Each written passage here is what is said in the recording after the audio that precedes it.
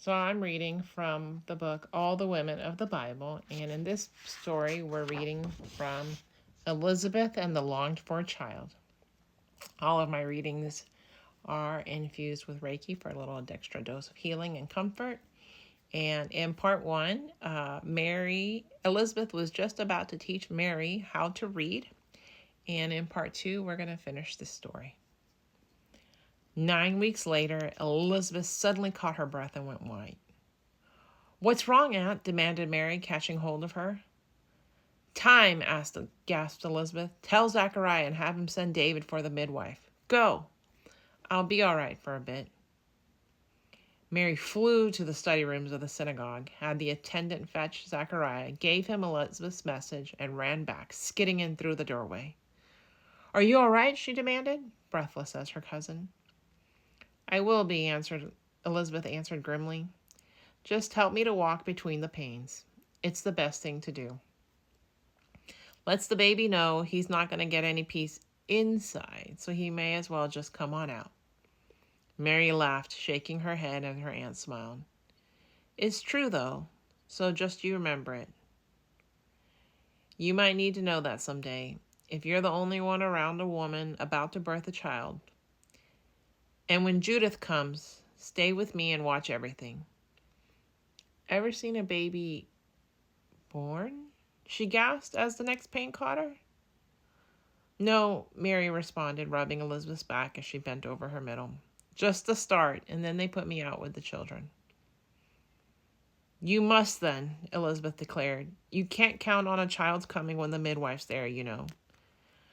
I think every woman should know what to do. Saves lives that way." "Oh!"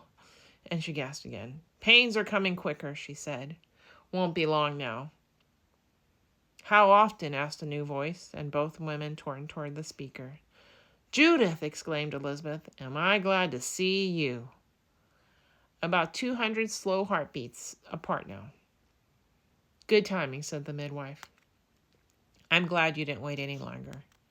Child," she addressed Mary, "you don't need to stay if you don't want to. We can manage." "She does have to stay," her aunt declared firmly. "She needs to learn this and to see everything, just in case she has to do it for someone and there is no one to help her." "Ah!" "All right, Elizabeth. Breathe now, the way we practice," said Judith calmly. It was the 8th day after the birth. An easy one, all things considered, according to Judith. "Maybe so," said Elizabeth. "But if that was easy, I'd hate to have a hard time." "Never mind, Mary. I'm all right. Just grouchy. No sleep.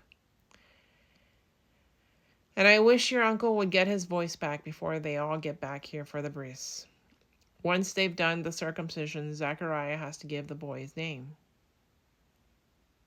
"But you know the name. Couldn't you do it?" Mary asked. To her, it seemed that Zachariah was no nearer being able to speak than he had been 3 months ago. "Not officially," her aunt answered. "Giving the name is the father's acknowledgement that the child is his and that he accepts responsibility for the child's upbringing. And I want that for this baby. Don't forget when yours comes. It's important." Oh, here they are. Greeting the guests, Mary missed the vigorous discussion among the relatives, only raising her head in alarm when she heard Elizabeth declare in a tone that brooked no argument, "His name is John." "But my dear," came a protest, "none of your relatives has that name. Zachariah is a father's name." There was a murmur of agreement that died under Elizabeth's icy glare.